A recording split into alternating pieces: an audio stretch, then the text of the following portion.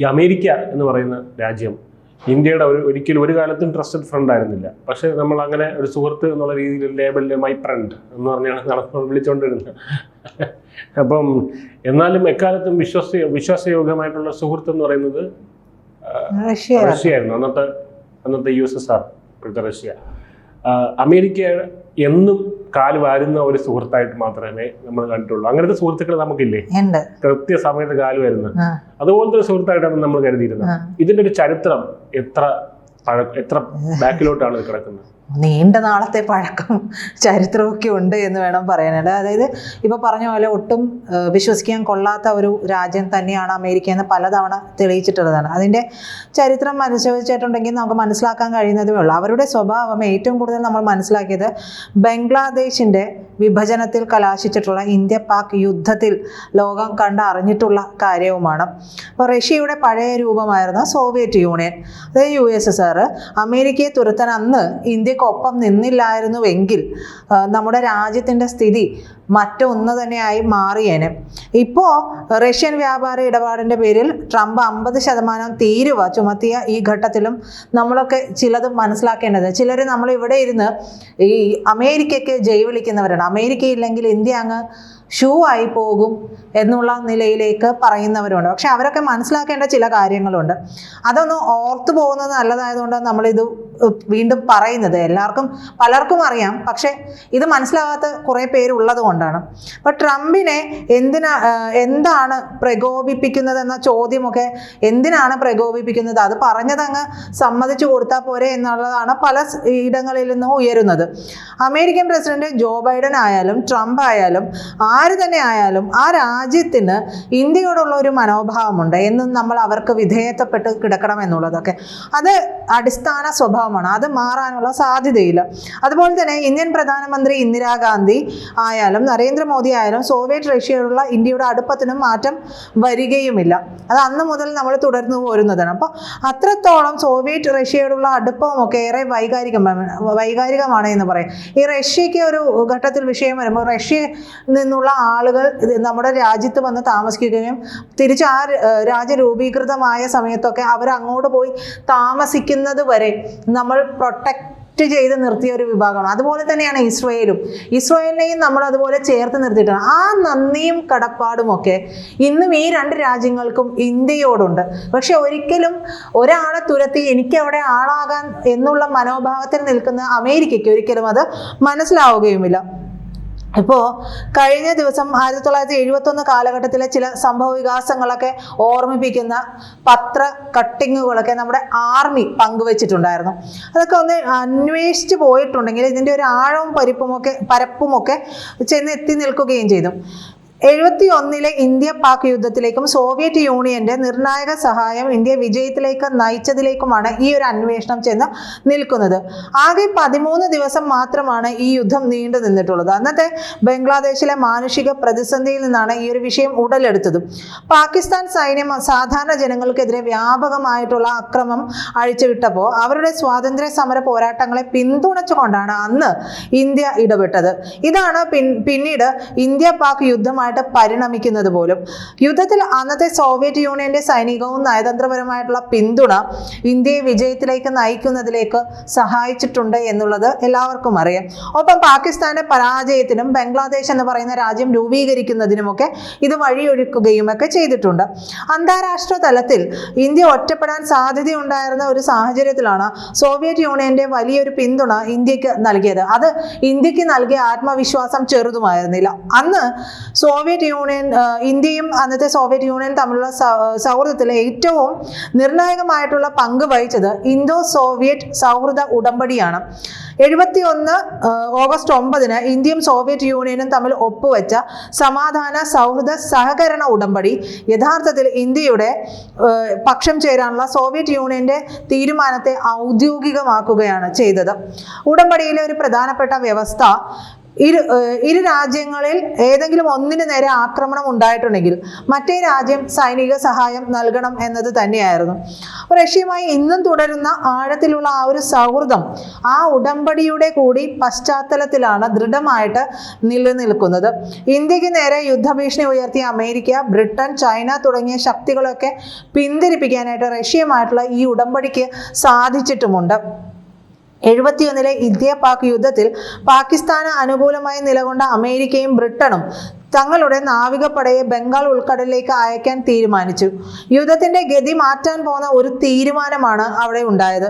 അമേരിക്കയുടെ 7ാം കപ്പൽ വ്യൂഹവും ബ്രിട്ടന്റെ യുദ്ധക്കപ്പലുകളും ഇന്ത്യയെ ആക്രമിക്കുമെന്ന കടുത്ത ആശങ്കകൾക്കിടയിലാണ് അമേരിക്കൻ ചേരിയെ ഞെട്ടിച്ചുകൊണ്ട് ഇന്ത്യയെ സഹായിക്കുന്നതിന് വേണ്ടി ഈ പറയുന്ന സോവിയറ്റ് യൂണിയൻ തങ്ങളുടെ പടയായിട്ടുള്ള പസഫിക് ഫ്ലീറ്റിനെ അയക്കുന്നത്. ആണവായുധ ശേഷിയുള്ള ഡിസ്ട്രോയറുകളും അന്തർവാഹിനികളും അടങ്ങിയിട്ടുള്ള ഈ കപ്പൽ വ്യൂഹം അമേരിക്കയുടെയും ബ്രിട്ടന്റെയും കപ്പലുകളെ ബംഗാൾ ഉൾക്കടലിൽ നിന്നും തുരത്തിവിട്ടു എന്നുള്ളതാണ്. അപ്പോൾ ഇന്ത്യയുടെ നാവിക നീക്കങ്ങൾ സുരക്ഷിതമാക്കുകയും യുദ്ധത്തിന്റെ വിജയത്തിന് വഴിവെക്കുകയും ചെയ്തിട്ടുള്ള സുപ്രധാനമായിട്ടുള്ള ഒരു ഘട്ടമാണ് അതിലൂടെ കടന്നുപോയത്. യുദ്ധസമയത്ത് ഇന്ത്യയെ തഴഞ്ഞ് പാകിസ്ഥാന് അനുകൂലമായിട്ടുള്ള നിലപാടാണ് ഐക്യരാഷ്ട്രസഭയിലെ പല രാജ്യങ്ങളും ആ സമയവും സ്വീകരിച്ചിരുന്നത്. പാകിസ്ഥാൻ സൈനിക നടപടികൾ തുടരുന്നതിനിടയിൽ അമേരിക്കയും ചൈനയും ഉൾപ്പെടെയുള്ള രാജ്യങ്ങൾ ഇന്ത്യക്കെതിരെ വെടിനിർത്തൽ പ്രമേയങ്ങളും അവതരിപ്പിച്ചു.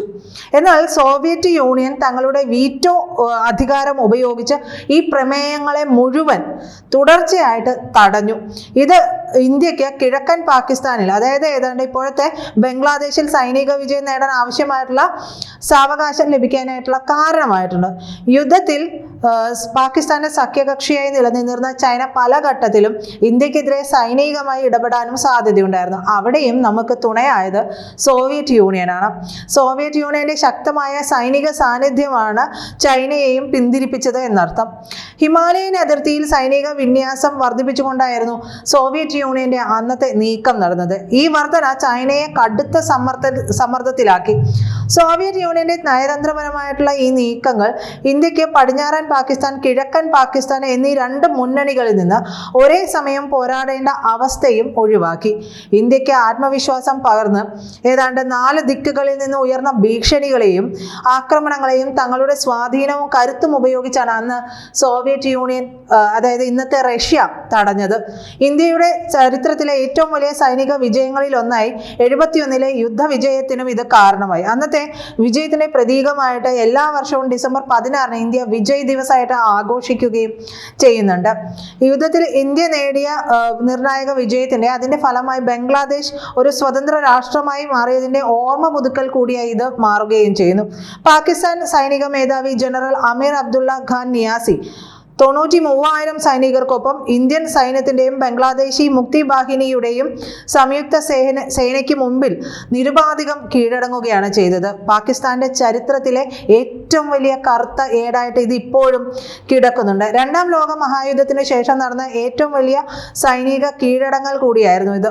ഈ വിജയം ബംഗ്ലാദേശിന്റെ പിറവിക്ക് കാരണമായതിന് പുറകെ ഇന്ത്യയെ പ്രധാന സൈനിക ശക്തിയായിട്ട് ലോകത്തിന് മുന്നിൽ അടയാളപ്പെടുത്തുകയും ചെയ്യുന്നതിന് സഹായമായിട്ടുണ്ട്. ഇതുകൊണ്ട് തന്നെ നിർണായക ഘട്ടത്തിൽ സഹായഹസ്തവുമായി രംഗത്ത് വന്ന സോവിയറ്റ് യൂണിയനെ ഇപ്പോഴത്തെ പുടിന്റെ റഷ്യയെ ഒരു കാരണവശാലും ഇന്ത്യക്ക് കൈവിടാനായിട്ട് കഴിയുകയുമില്ല. പുതിയ ലോകക്രമത്തിൽ ഇന്ത്യ സൈനികമായും സാമ്പത്തികമായിട്ടും വലിയ ശക്തിയായിട്ട് മാറിയിട്ടുണ്ട്. ലോകത്തിലെ ഏറ്റവും വലിയ വിപണിയായി മാറിയ ഇന്ത്യ റഷ്യയുമായിട്ടുള്ള സൈനിക സാമ്പത്തിക സഹകരണം കൂടുതൽ ശക്തമായി തന്നെ തുടരേണ്ടതും ആവശ്യമാണ്. അതുവഴിയാണ് അമേരിക്കയ്ക്ക് ഇനി മറുപടി കൊടുക്കേണ്ടതും. ഇനി റഷ്യൻ പ്രസിഡന്റ് വ്ളാഡിമിർ പുടിന്റെ ഇന്ത്യ സന്ദർശനത്തോടുകൂടി അത്തരം ഒരു നീക്കം തന്നെയാണ് നടക്കാൻ പോകുന്നതും. ഇതിനിടെ പതിറ്റാണ്ടുകളായിട്ട് അമേരിക്ക പാകിസ്ഥാനെ പിന്തുണയ്ക്കുന്നത് എങ്ങനെയെന്ന് കാണിക്കുന്ന 71 ഒരു പത്രവാർത്ത പങ്കുവെച്ച് ഇന്ത്യൻ സൈന്യം രംഗത്ത് വരികയും ചെയ്തു. ഇത് ലോകശ്രദ്ധയാകെ പിടിച്ചുപറ്റുകയും ചെയ്തിട്ടുണ്ട്. റഷ്യയിൽ നിന്ന് എണ്ണ വാങ്ങുന്നതിന്റെ പേരിൽ ഇന്ത്യയിൽ നിന്നുള്ള ഉൽപ്പന്നങ്ങൾക്ക് വലിയ താരിഫും പിഴയും ചുമത്തുമെന്ന് അമേരിക്കൻ പ്രസിഡന്റ് ഡൊണാൾഡ് ട്രംപ് ഭീഷണിപ്പെടുത്തിയതിന് പിന്നാലെയായിരുന്നു ഈ പോസ്റ്റ്. ഇന്ത്യൻ സൈന്യത്തിന്റെ ഈസ്റ്റേൺ കമാൻഡ് എക്സിൽ പങ്കുവച്ച ഈ പത്ര കട്ടിങ് 71 ഓഗസ്റ്റ് 5-ലേതായിരുന്നു. 71-ലെ യുദ്ധത്തിന് മുന്നോടിയായി പതിറ്റാണ്ടുകളായിട്ട് അമേരിക്ക പാകിസ്ഥാന് ആയുധങ്ങൾ നൽകുന്നത് എങ്ങനെയാന്ന് ഇതിൽ വ്യക്തമായി തന്നെ കാണിക്കുകയും ചെയ്തിട്ടുണ്ട്.